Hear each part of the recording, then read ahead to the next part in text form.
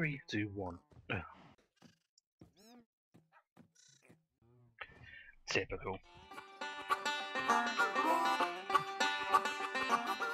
Salutations guys, this is Dante with your resource pack roundup. Let's go! So today for your delectation I have Pixel Reality by Wadro, a low resolution, high detail texture pack made to be as detailed and realistic as you can, with 16 times resolution. Now starting off with the flowers, you can see they are all absolutely individual, redetailed, and the textures are lovely. Now moving on to the brick ship house, you can see we have a very orangey looking jungle wood here. The plank very stripy indeed. No little details such as hobnails, but still very nice. Now I have to say my lovely red brick is very terracotta and dark looking. Slightly off-putting for myself, but I know some of you guys will love this. Heading through the really nice steel studded oak doors, you can see everything has a kind of feel of its own, with the exception of the pictures. Now we have a custom clock and a custom compass, and we'll move on to the appliances, which all have this lovely cobbly hobbled together feel. We have our dispenser, dropper, hopper, and our furnace. If we look into the furnace itself, the UI is gorgeous. Again, I'm never going to cook myself a very damaged anvil, but I can marvel in the lovely, simple, but effective look of the inventory there. Now we have our cauldron with a lovely rippling water effect, and our jukebox, which is sponsored by Ministry of Sound by the looks of it, unless that's supposed to be a speaker. Now we have our trap chest here, which you can just about tell by a faint rosy glow, which is really well done about the latch. Of course, when you open it, you can see a lovely inventory and red underneath the latch, which is when it's far too late. Heading over to our regular chest, you can see here there is no glow. Again, adding that glow is such a subtle touch. It is gorgeous. Opening up, you can see no red glow. Our no block here, Ministry of Sounds again, looking lovely. Nothing really with the ender chest, which is a bit odd, but both handles looking lovely. The workbench looking as lovely as can be, with quite a plain top. And I'll have to say, the brewing stand again, simple, effective, and it even numbers them 1, 2, and 3. Lovely enchantment table with a little pentagram on top by the look of it. Naughty, naughty. And my favourite thing, the beds work perfectly together, as they must have been designed to. Now hopping out, breaking down the furnace I accidentally placed, let us head to the cathedral. So we have here Jeeves and Jeeves, looking very unusual, looking much more detailed, very monkish, and they all look like they have shades. Maybe eyesight is very poor in Minecraft world with all these blocks. Heading on in, you can see the unshaded or unglassed testificates have beady little black eyes.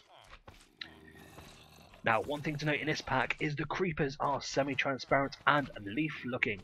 So these are extra dangerous creepers, so keep a good eye out for those guys. Skeletons are not looking too different, so we'll move along. And I have to say, the detail on these zombies is gorgeous, which is what this pack specialises in. Heading over to the witches, they have a lovely cackle on their face. And I love the coat you got there, lady. We have our lime slimes, nothing was particularly going on there. And our spider with his huge hairy mandibles is particularly nasty looking, but I've seen worse. Okay, now looking at the pictures, there is nothing much to view here because they are all vanilla, which when you're working with a 16 times pack is the best thing for it, I'd say. Although do note that when you move out of the highly lit areas into the slightly darker areas, you do get a yellowy effect in the lighting. Do note that for when we head into the nether in just a minute or two.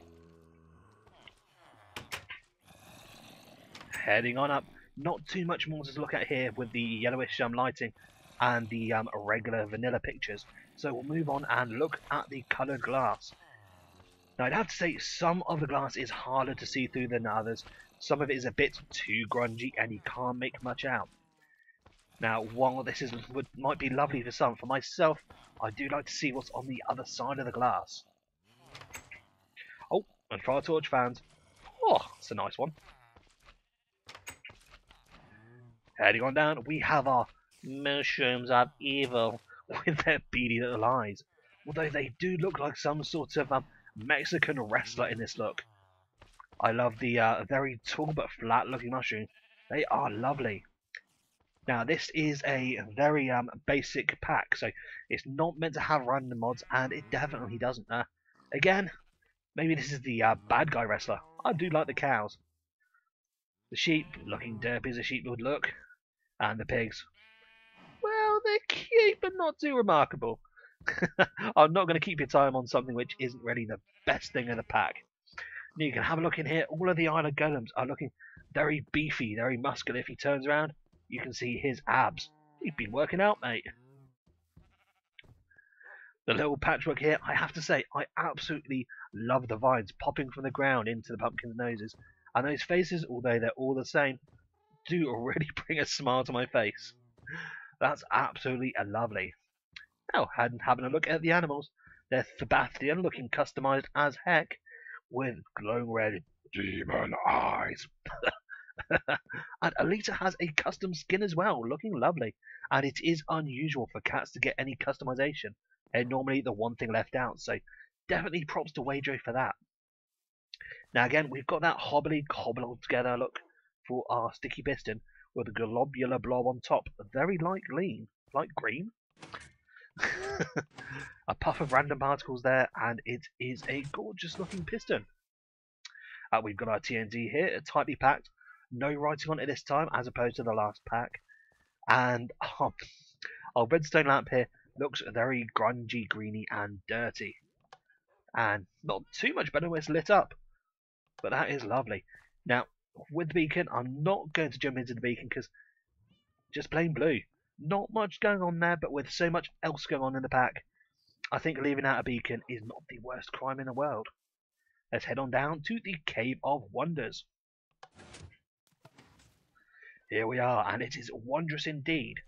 You can see here the water is lovely, customized, little flaking particles in there, and the lava, lovely glowing, lovely rich red magma, glowing orange and yellow in a lovely animated way.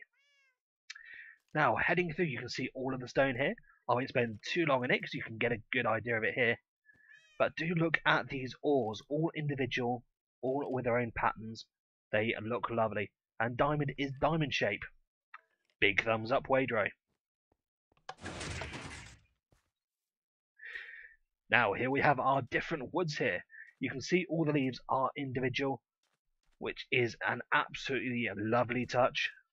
We start off with our oak, which is a bluish grey with a green viney look. Now, I did say there are no little notches, but you can see there are little dimples, so it's not quite just straight stripes, but it's a bit too stripy for me, although the lovely little rings inside the wood are a nice touch. Heading on to the spruce, you can see they have made an attempt to have that little spiky effect you get with the spruce leaves, and again, it's pretty much the same, just a bit darker. We have our birch or our tiger trees here, which are lovely exotic pink or fuchsia. I do like that. We have our little specks rather than stripes of black here, and it's the same kind of wood, but more of a milky bar kind of effect. Now we have our dark oak wood, which is pretty much exactly what it says. A bit darker, and maybe a bit oakier, with a lovely dark chocolate rich rippling ring inside. But there is a slight purplish hue. Here we have our acacia, which rather being the rather standout pink it normally is, they have made it very orange, almost as orange as the brick ship house looked, although I do assure you it was jungle wood. So very, very nice there. And finally we come to our jungle tree itself, looking rather bombastic with its big flary leaves. And it's, well, I've not kind of seen this kind of striping before, almost as if it's been ripped apart by the Wolverine. But it is an orangish pinky kind of plank there, and you can see the nice, lovely pink rings inside. Now, for our cactus fans, we have our cactus, we have our reeds. Uh, Again, I am not using Optifine at the moment to use this pack, so no zooming, I'm afraid. And let's head down to our next section. 88 miles an hour, here we go. And here we are in the Nether. A very noisy place today. Now, here we have all of our different blocks. We have netherrack on the floor, which is very gravelly. We have our nether brick, which is very cobbly. It's almost as if every brick in here has been knocked down a patch. So our brick looks like cobble, our cobble looks like gravel. I do not want to know what gravel looks like in this particular biome. Now, looking at the nether quartz ore, it has lovely strikes of white, but that yellow lighting effect I was telling you about really does kind of come and knock it for 6. So you have quartz here, looking lovely, all the different patterns. Our soul sand does have faces in it in the old-fashioned way, just slightly more detailed, I'd say. And our glowstone looks a little grungy for my taste. Obviously, no real animations there because it's not using any mods, but I do love it. Now, this is what I was saying about the glass. With the lighting the way it is, it's very, very hard to see through this glass. This is a light grey, but it's coming off as green in this light. So I've had to break open the glass so you could see the ghast. And it's a very mellow looking ghast. Very relaxed. He's having a nice day. You can see our other creatures, including a lovely detailed Bart Simpson spiky hair blaze there. And of course, a lot more detail has gone into the pigmen.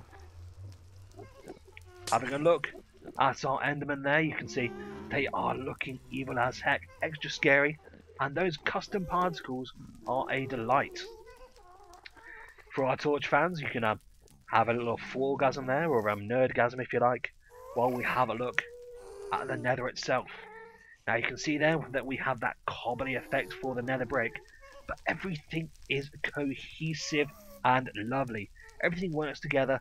I have to say, despite the lighting and making it hard to see through glass, it kind of works. It does look dark, dim, and it does look like a place you don't want to stay, which pretty much sums up the nether. Let's head through the area of judgment. Here we are, guys, the final area of this one-stop tour. And we have our lovely cherry cream cakes sitting here looking lovely. The Ender Stronghold absolutely does look like a joy, and without using any extra colours. For some reason, Wajo has managed to make these Ender Pearl or Ender Eyes look extra gleaming, extra detail, and lovely. And I really like the iron bars that they've got here, which really do look like they're restraining that lava there. Now, moving on to the actual end itself, you can see rather than a dying draft some higher resolution packs do, this texture is absolutely gorgeous, like a very moony, rotten kind of nice texture. It's hard to explain. Although the obsidian isn't too much to write home about. Just look around us, this lovely green rich texture. Everything just works together. Hopping past this rail here. Oh, get out of the way, you roadhog. You can see that the horse is looking pretty vanilla. But then again, I don't think any packs I've seen have really made much use of horses yet. So, this is the Area of Judgment. What do I think of this pack? Well, this pack is an amazing, cohesive, low-resolution pack, which you can use without MC Patcher, without Optifine, without any changes to your vanilla Minecraft. That is the real piece de resistance of this pack. But if you have your Optifine, you have your MC Patcher, I'd have to say there are better packs out there, specifically Johnnycraft and other packs out there. But I'd definitely give this a thumb up, and if you're not into your Optifine or MC Patcher, give this a go. This is Dante, TTFN, ta-ta for now, bye-bye.